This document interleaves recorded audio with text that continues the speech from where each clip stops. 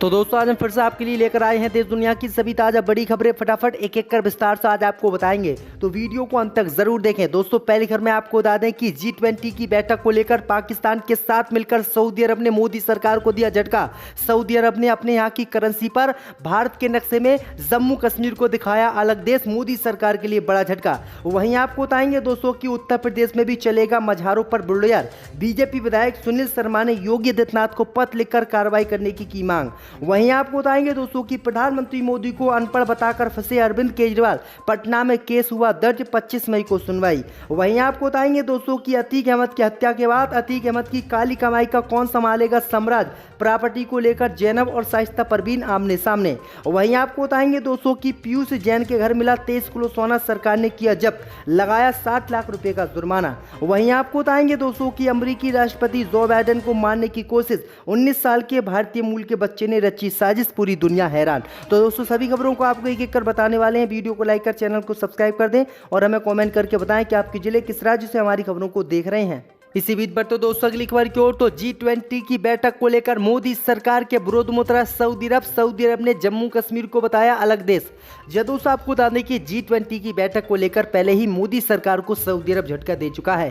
Saudi अरब ने भारत द्वारा आयोजित कराई जा रही G20 की बैठक में शामिल होने से इनकार कर दिया और मोदी की बात नहीं मानी। दरअसल आपको बता दें कि इसी बीच मोदी सरकार को एक और बड़ा झटका सऊदी अरब ने दे दिया है। दरअसल आपको बता दें कि सऊदी अरब ने पूरी दुनिया का नक्शा अपने देश की करेंसी पर जारी किया है। इस नक्शे में दुनिया भर के देशों को तो सऊदी अरब की सरकार ने ठीक दिखाया है, लेकिन भारत के नक्शे से छेड़छाड़ की है। दरअसल आपको बता दें कि जो अपनी करेंसी पर भारत का नक्शा सऊदी अरब की सरकार ने जारी किया है, उस नक्शे में जम्मू कश्मीर को अलग देश दिखाया गया है। वही आपको बता दें कि जम्मू कश्मीर को अलग देश दिखाए जाने के बाद मोदी सरकार भड़क उठी है और मोदी सरकार को सऊदी अरब ने झटका दिया है। वही आपको बता दें कि सऊदी अरब के इस नक्शे पर भारत ने आपत्ति जताई है और इसे वापस लेने की मांग की है। दरअसल आपको बता दें कि मोदी सरकार द्वारा G20 की बैठक आयोजित की गई थी, जिसका पाकिस्तान ने विरोध किया था और पाकिस्तान ने मुस्लिम देशों से इस बैठक में शामिल नहीं होने की अपील की थी, जिसके बाद सऊदी अरब, तुर्की और मिस्र ने इसमें शामिल होने से इनकार कर दिया। इसी बीच पर तो दोस्तों अगली खबर की ओर, तो यूपी में भी चलेगा अवैध मझारों पर बुलडोजर। बीजेपी विधायक सुनील शर्मा ने योगी आदित्यनाथ को लिखा पत्र। दोस्तों आपको बता दें कि उत्तराखंड की तरह अब उत्तर प्रदेश में भी अवैध तरीके से बनाई जा रही मझारों को हटाने की मांग तेज हो गई है।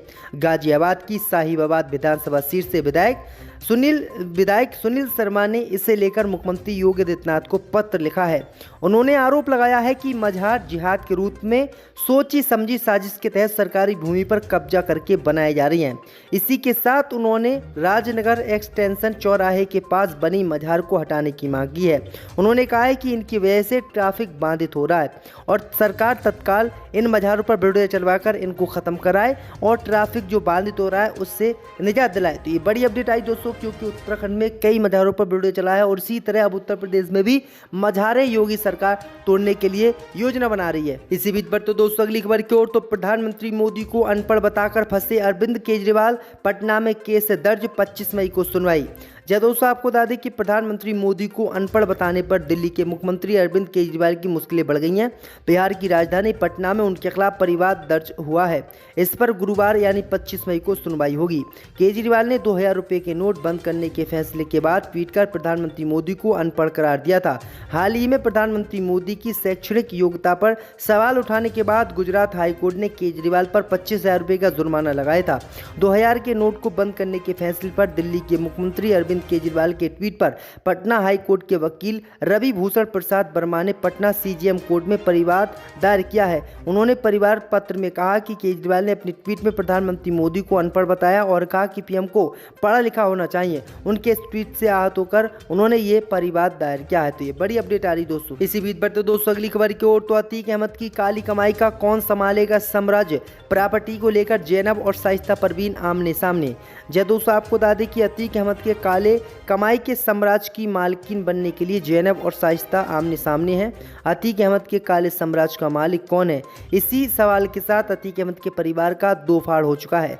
शाइस्ता परवीन और जैनब दोनों आमने सामने हैं। अतीक अहमद और अशरफ अहमद के जेल जाने के बाद से ही जेठानी और देवरानी के रिश्ते में कड़वाहट आ गई थी। अतीक अहमद की दुबई की बेशकीमती प्रॉपर्टी के लिए अशरफ का साला सद्दाम और शबाना का बेटा आरिफ MBA का आपस में तलवार खींच चुका है। तो दूसरी तरफ अतीक अहमद की पत्नी शाइस्ता परवीन और अशरफ अहमद की पत्नी जैनब लगातार फरार चल रही हैं। अब तक के पुलिस जांच में ये सामने आया है कि अतीक अहमद की करोड़ों की संपत्ति की मालकिन बनने के लिए जैनब भी लगातार प्रयास कर रही है। इसी बीच बढ़ते दोस्तों अगली खबर की ओर, तो अमेरिकी राष्ट्रपति जो बाइडेन को मारने की कोशिश, 19 साल के भारतीय मूल के बच्चे ने रची साजिश। दोस्तों आपको बता दें कि अमेरिकी पुलिस ने मंगलवार को जानकारी दी कि 19 साल के भारतीय मूल के बच्चे ने व्हाइट हाउस के पास नाजी झंडे वाले यू-हाल ट्रक से टक्कर मार दी। इसके बाद पुलिस ने बच्चे को गिरफ्तार कर लिया। बच्चे पर राष्ट्रपति जो बाइडेन को मारने या नुकसान पहुंचाने की कोशिश करने का आरोप लगाया गया है। यूएस पार्क पुलिस ने कहा कि चालक ने सोमवार की रात करीब 10:30 बजे पहले लफायट पार्क के बाहर जानबूझकर बोलार्ड में गाड़ी से टक्कर मार दी। हालांकि इस टक्कर में कोई भी घायल नहीं हुआ। टीवी पर दिखाया गया है कि लाल और काले रंग के ट्रक में नाजी फ्लैग लगा हुआ था। तो ये बड़ी अपडेट आ रही दोस्तों कि अमेरिकी राष्ट्रपति जो बाइडेन को मारने की कोशिश अमेरिका में की जा रही है और ये कोशिश कोई और नहीं बल्कि भारतीय मूल का व्यक्ति कर रहा है। इसी बीच पर तो दोस्तों अगली खबर की ओर, तो पीयूष जैन के घर मिला 23 किलो सोना, सरकार ने किया जब्त, लगाया 60 लाख का जुर्माना। दोस्तों आपको बता दें कि यूपी के कन्नौज के इत्र कारोबारी पीयूष जैन के घर से मिले 23 किलो सोना को भारत सरकार ने जब्त कर लिया है। डीआरआई के वकील अमरीश टंडन के अनुसार पीयूष इस सोने का कोई भी वैधानिक स्रोत सरकार और जांच एजेंसियों को नहीं बता पाया, जिसके बाद इस सोने को सरकार ने जब्त कर लिया है और 60 लाख रुपये का जुर्माना भी लगाया है। 30 लाख रुपये पीयूष जैन पर जबकि 30 लाख रुपए उसकी कंपनी पर लगाया गया है। इस कंपनी में पीयूष जैन पार्टनर है। साथ ही पीयूष जैन को इस सोने पर 4.38 करोड़ रुपए की कस्टम ड्यूटी चुकानी भी होगी। तो ये बड़ी अपडेट आई दोस्तों कि बीते दिने जो है कानपुर में एक रेड मारी गई थी। उस रेड में तमाम पैसा निकला था और सोना भी काफ़ी जब्त किया गया था। इसी बीच पर तो दोस्तों अगली खबर की ओर, तो ज्ञानव्यापी मामले में वाराणसी कोर्ट का बड़ा फैसला, सभी मुकदमों पर अब एक साथ सुनवाई का दिया आदेश। दोस्तों आपको बता दें कि ज्ञानव्यापी मस्जिद मामले पर वाराणसी जिला न्यायालय ने मामले से जुड़े सभी केसों को क्लब करने का आदेश दिया है। अब सभी 8 मामलों की सामूहिक रूप से सुनवाई होगी। अब एक ही कोर्ट में ज्ञानव्यापी से जुड़े सभी मामलों की एक साथ सुनवाई होगी। आपको बता दें कि वाराणसी के जिला जज डॉक्टर अजय कृष्ण विश्वेश की कोर्ट ने हिंदू पक्ष ने मामले को क्लब करने को लेकर दाखिल याचिका पर यह फैसला सुनाया है।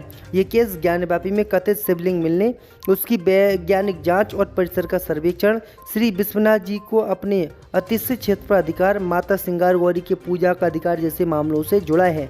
ज्ञानव्यापी सिंगार गौरी मामले से जुड़ी 4 महिला कार्यकर्ताओं ने जिला अदालत में अपील दायर कर कहा था कि ये 8 मुकदमों को एक ही प्रकृति के हैं और एक ही मामले से जुड़े हैं और अपने अपने अधिकारों के लिए दायर किए गए हैं, लेकिन सभी की सुनवाई वाराणसी में अलग अलग अदालतों में चल रही है। इसलिए इनको एक ही कोर्ट में लाया जाए और एक ही कोर्ट में इन मामलों की सुनवाई हो। तो कोर्ट ने भी आदेश दे दिया कि एक ही जगह इन मामलों की सुनवाई हो। इसी बीच पर तो दोस्तों अगली खबर की ओर, तो ठग सुकेश चंद्रशेखर ने अब एनएचआरसी को लिखी चिट्ठी, कहा तिल्लू ताजपुरिया की तरह जेल में हो सकती है मेरी हत्या। दोस्तों आपको बता दें कि दिल्ली की जेल में बंद महाठग सुकेश चंद्रशेखर ने एक बार फिर से चिट्ठी लिखी है। इस बार उसने दिल्ली सरकार नहीं बल्कि जेल प्रशासन के खिलाफ आरोप लगाए हैं। सुकेश ने एनएचआरसी को चिट्ठी लिखकर जेल अधिकारियों पर मानसिक प्रताड़ना देने का आरोप लगाया है।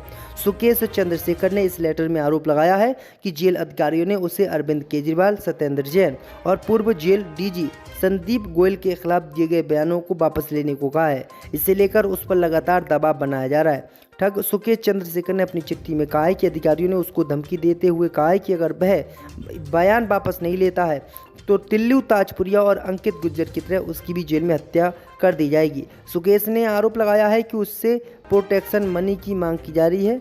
सुकेश ने कहा है कि उसको अधिकारियों ने उनकी मांग पूरी करने के लिए 7 दिन का समय दिया है।